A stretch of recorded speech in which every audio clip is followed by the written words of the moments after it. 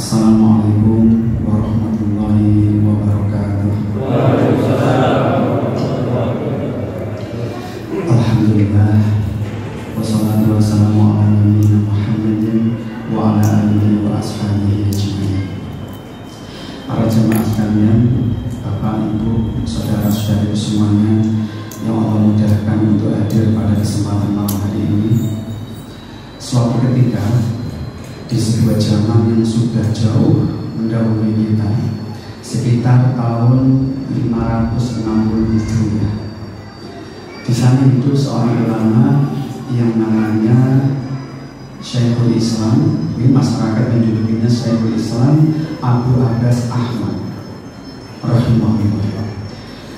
Di zamannya masyarakat memandang sosok ini, yaitu Syekhul Islam Abu Abbas Ahmad ini, itu adalah sosok yang mendedikasikan hampir keseluruhan waktunya, tenaganya, semua yang dimiliki untuk dakwah dan untuk umat. Saking sibuknya dalam dunia dakwah dan mengurusi umat, saat itu muncul sebuah rumor di tengah masyarakat. Apa rumor yang beredar? Yaitu Syekhul Islam ini saking sibuknya ngurusi dakwah, saking sibuknya ngurusi umat, muncul rumor sampai nggak pernah punya waktu untuk anaknya. Saking sibuknya ngurusi dakwah, saking repot ngurusi umat, itu muncul rumor Syekhul Islam ini nggak pernah punya waktu untuk anaknya. Nah, melihat rumor yang beredar kurang nyaman didengar seperti ini, seorang ulama besar yang hari ini kita mengenalnya sebagai Imam Ad-Dahabi itu memunculkan sebuah komentar yang rasa-rasanya beliau saat berkomentar ini itu kepingin mengklarifikasi bahwa rumor yang beredar itu nggak benar jelas. Apa komentar Imam Ad-Dahabi ini?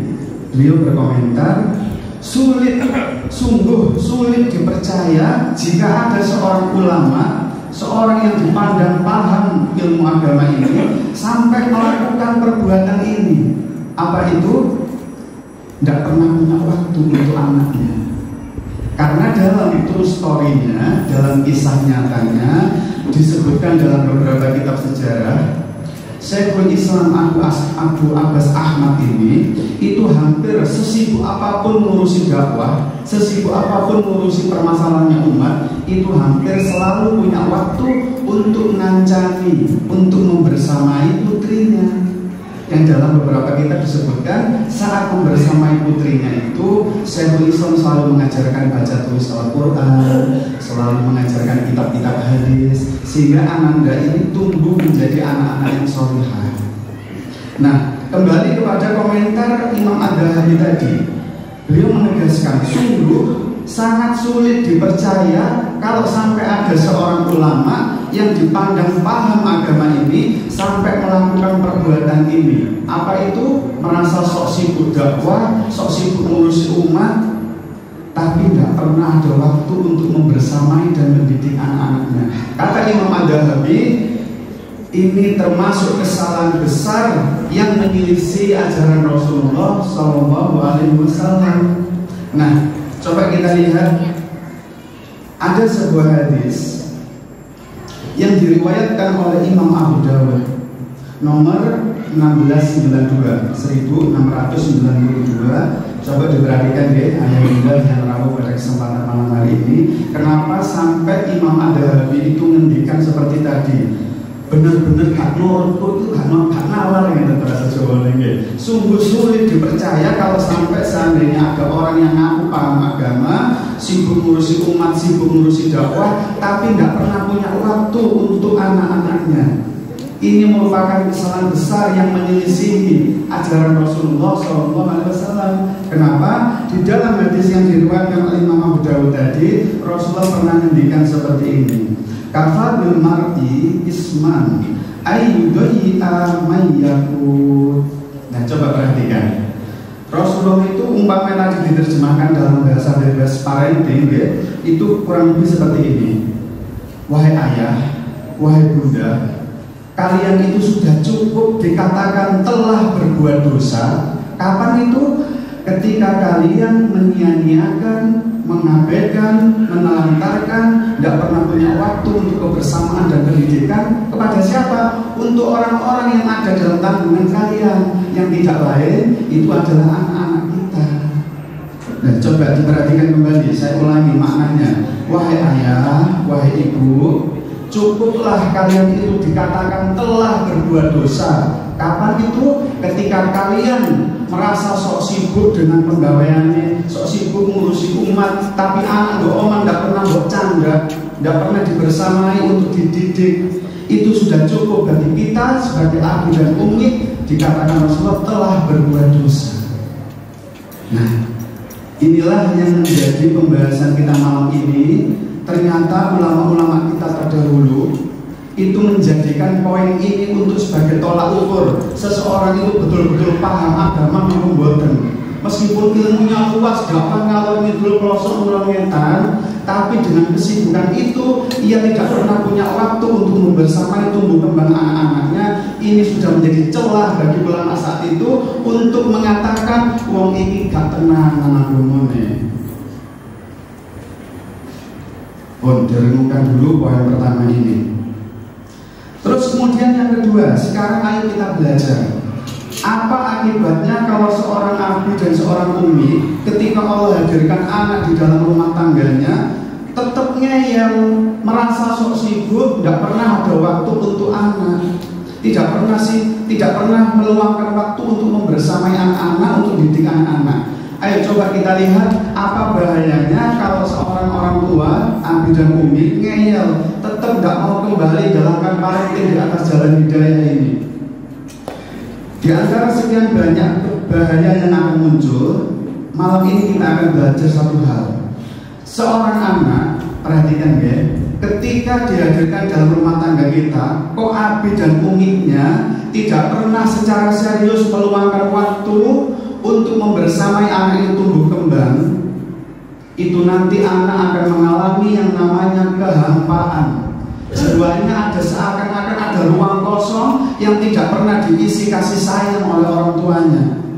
Kalau makan di meja gitu deh, buka puasa gitu, abinya ngambil sendiri dimakan di depan, uminya ngambil di piring dimakan di kamar, anaknya ngambil sendiri dibawa ke kamar sambil lihat HP. Ini rumah tangga modern iya toh kabeh. Nggak pernah kalau nggak bareng, terus kemudian abinya itu kakak ini mujarnya Pak Jaya, kamu yang kepala, terus uminya ngambil sambal, ambil bumbu ditoletkan di pipinya, terus nanti abinya ngambil tisu, ini itu cuma sedikit itu. Nah, menunjukkan keharmonisan seperti itu di mana rumah tangga muslim? Mak dewe-dewe nang kamar.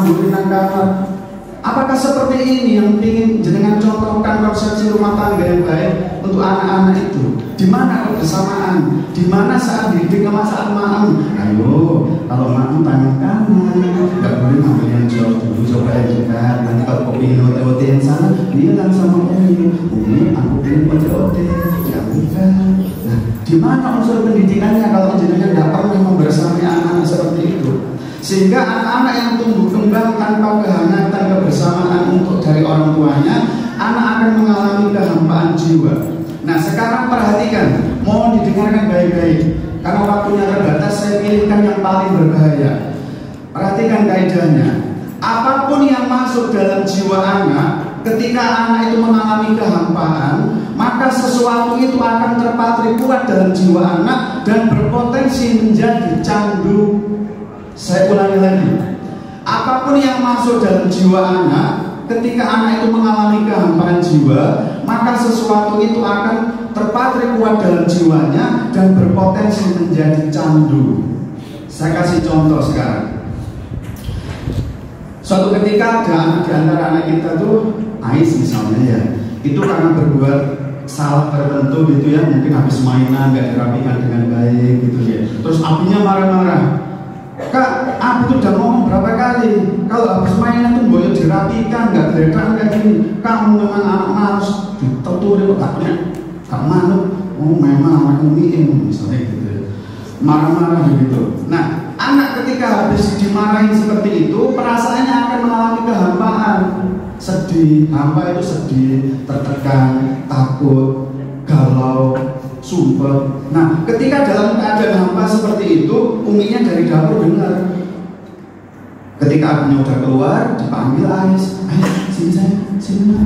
Nah, kamu kenapa dimarahin abimu? Bilang ini tadi tuh aku lupa nggak beresin habis mainan terus aku marah-marah. Udah sini duduk sini duduk. Nah, sama uminya dimasakkanlah misalnya mie goreng gitu ya, dimasakkan mie goreng begitu. Terus udah nggak usah sedih, ini dimakan mie gorengnya. Pun dengarkan yang kaidah awal tadi. Apapun yang masuk dalam jiwa anak, apapun itu, kalau jiwa anak pas hampa, itu akan mengalami terpatri dan berpotensi menjadi candu. Perhatikan, mie goreng dimasukkan umiknya saat Ais perasaannya hampa. Nah, jangan salahkan Ais ketika nanti Ais itu tumbuh kembang jadi remaja akhirnya dewasa. Setiap kali pikirannya sumpah, setiap kali dirinya stres, tertekan, sedih, mesti makan. Karena apa? Mie goreng yang masuk dalam jiwa anak sedang hampa. Nah, ayo bagi bapak ibu yang kapan hari yoyo kacang sakop sewoto menene mantul desekan ya ini kali bapak ibu tiba-tiba kacang sakop entek. Nah, itu cirinya makan itu emosional, tidak logis. Itu didikan orang tua kita dulu, sehingga kalau sedih diparingi coklat, diparingi apa. Nah, sekarang itu hampir ketika di klinik recovery mental kami dihadirkan semua bentuk kecanduan, mulai kecanduan game, kecanduan rokok dan semuanya. Itu kalau didiagnosa mesti seperti itu polanya. Ketika nanti domelin ibu gitu, main gitu ya, kan kamu itu loh, mboknya habis pulang sekolah itu belajar atau enggak istirahat dulu sana, dimarahin gitu. Akhirnya ketika sedih itu dipanggil sama abinya, ngapain lu? Dimarahin umi. Iya, aku tadi tuh pulang sekolah nggak makan langsung main. Udah gak usah sedih gitu. Ini. Nah, ketika mama mengalami kehampaan seperti itu, akhirnya memasukkan upin-ipin. Nah, nggak usah sedih, udah ini disetelin upin-ipin. Perhatikan kaidah tadi. Apapun yang masuk jiwa anak ketika anak mengalami kehampaan, itu akan terpatri kuat dan berpotensi menjadi candu. Jangan salahkan mamat. Itulah awal kecanduan game, kecanduan HP. Dan untuk anak-anak remaja kita perhatikan, Bapak Ibu melek sebentar. Ketika di rumah anak-anak itu tidak dengan bersamai, kurang kasih sayang, kurang perhatian, nggak ada maaf bareng, nggak ada kuda-kudaan, bapak nggak pernah pintar bareng. Perhatikan, anak terudus ke warung kopi membawa kehampaan jiwa. Nanti di warung kopi ketemu brothernya dia, bro, ngapain lo wajah dilipat-lipat gitu? Nggak tahu di rumah tuh masa kayak hidup sendiri-sendiri, nggak pernah bersama kayak orang-orang itu. Udah santai aja bro, ini rokok. Enggak rokok. Udah coba aja.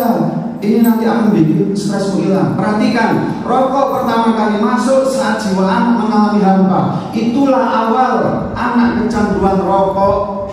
Makanya ketika anak sudah kecanduan rokok, jenengan galili, mas kamu itu mondok 6 tahun, tahu sih ngerti hukumnya rokok. Mbok yang mau kenal apa kemana misalnya? Hukumnya jelas kan ngerti. Nah, waras kira-kira kayak rokokan goreng-goreng modern itu. Tidak pernah ada kejadian seperti itu, Pak, Bu. Hampir semua kasus kecanduan rokok yang dibawa ke klinik recovery mental kami itu warase wong tua betul-betul tobat habis-habisan karena masa lalu tidak pernah hadir untuk kehampaannya anak.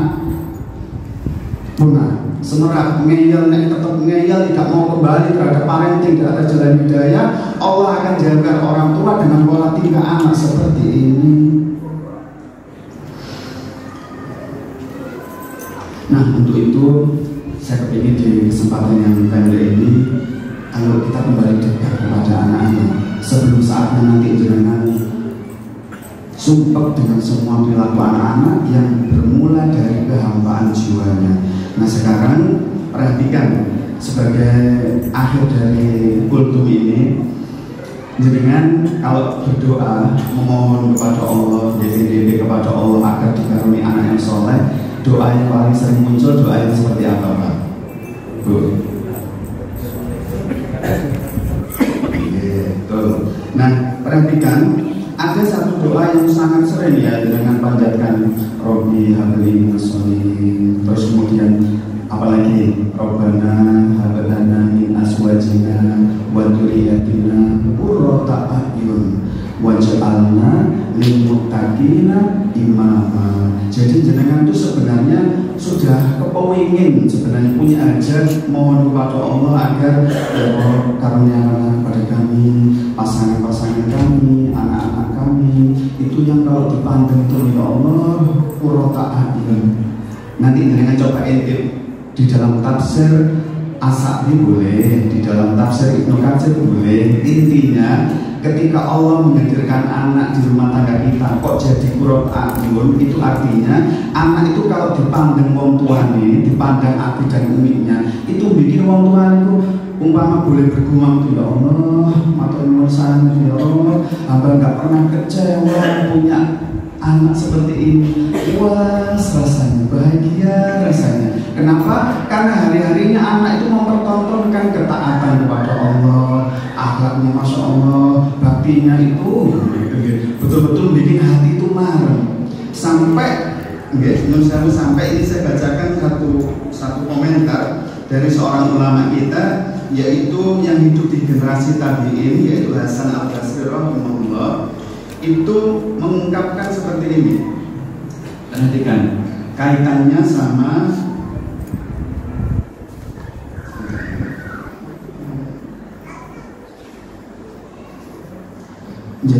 jadi kurang lebihnya redaksinya seperti ini. Demi Allah tidak ada kebahagiaan yang melebihi kami sebagai seorang yang beriman kecuali ketika Allah menghadirkan anak-anak kami, cucu-cucu kami ini tumbuh di atas ketaatan dan akhlak yang baik.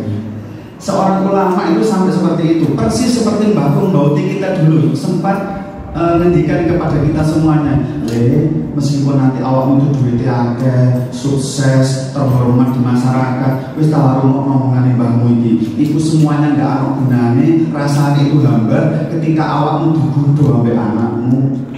Anak kita itu begedut nawakal. Nah, ketika itu terjadi di rumah tangga kita, sesukses apapun, seterkenal tersohor apapun jenengan, itu saya rasa hambar. Ya, karena anak-anak di rumah itu yang sebenarnya kata Imam Hasan Al-Basri tadi, demi Allah tidak ada yang melebihi kebahagiaan seorang muslim ketika di rumah tangganya dihadirkan anak atau cucu yang tumbuh di atas ketaatan dan juga memiliki akhlak yang baik.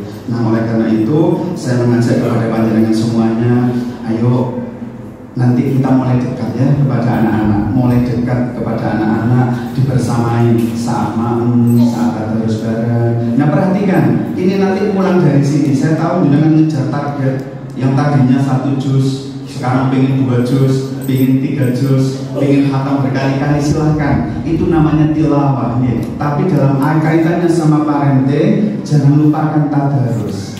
Nek tilawah itu nanti bapaknya ngaji di pojok kono, ibunya ngaji di pojok kono, anaknya ngaji di kamar. Ada saatnya tadarus. Tadarus itu anak ini ngaji, ibu ini imam, ibu yang ngaji, bapak yang dengerin. Nanti gantian muter begitu. Tujuannya satu. Nanti ketika anaknya baca ya, yang kelas 2 SD, kelas 3 SD, itu baca dapat 1-2 ayat, nanti hentikan dulu. Ya Allah, masya Allah, umi mana yang gak bangga kalau punya anak seperti ini. Abi lihat dulu, jagoan sudah pinter ngajinya. Makasih ya nak, sudah jadi anak yang buat seperti ini. Umi bangga sama kakak. Makasih. Nah, perhatikan, besok anakmu akan ketagihan untuk tadarus sampai mana ini, ya. Karena dia selalu seperti itu. Perhatikan nasihat guru-guru kita. Salah satunya Syekh Muhammad bin Jamil Zainu. Dia berpesan, kebaikan sekecil apapun itu kalau diparingi apresiasi, maka anak akan cenderung untuk mengulang lagi. Nah, itu tujuannya salah satunya tadarus. Dan nanti juga saat makan bersama itu diberikan apresiasi seperti itu. Matur nuwun ya, makasih ya nak. Hari ini masya Allah sudah hampir seminggu kita puasa, kamu kuat puasa terus sampai maghrib ini. Makasih ya sudah berjuang keras seperti itu. Aku dulu waktu usia kamu nggak seperti itu. Nah, makasih sayang. Nah, itu anak akan terdidik untuk gemar melakukan ketaatan. Karena setiap anak berbuat taat, setiap berbuat baik, ada orang tuanya yang hadir. Itu yang akhirnya anak nanti lulus tidak membawa kehampaan. karena jiwanya sudah cukup bahagia. Kalau anak tumbuh kembang hampa, tidak ada kasih sayang dari orang tuanya, itu di dalam dunia school of parenting kami disebutnya anak menderita, fakir asmara, atau tuna asmara. Nah, poin yang terakhir, sebelum jenengan nanti betul-betul membersamai anak-anak pulang ini, tobat berusaha kepada Allah. Ya Allah, jadikan momen Ramadan ini bagiku sebagai tobat untuk menjadi orang tua yang betul-betul hadir untuk anak. Dan Ramadan ini saya tekadkan menjadi syahrul tarbiyah untuk anakku, bulan penggemblengan yang semoga dengan ketaatan yang aku gembleng di bulan ini itu menjadi cikal bakal anakku tumbuh kembang dalam keadaan istiqomah.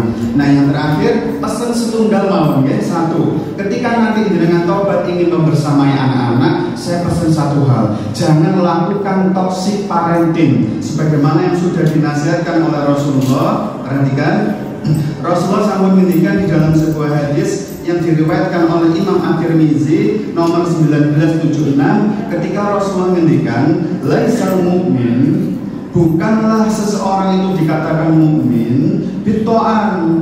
Ayah bunda kalau ngaku mukmin itu semestinya bukan orang yang suka mencela, walalaan, bukan pula orang yang suka melaknat, memaki-maki, melabel-label negatif, walal fahis, bukan pula orang-orang yang tutur katanya itu keji, suka meso-meso, walal berarti, bukan pula abi dan umi yang kami beriman itu tidak semestinya dibersamai oleh perangai-perangai kasar, nyetotan, jeweran, bantingan.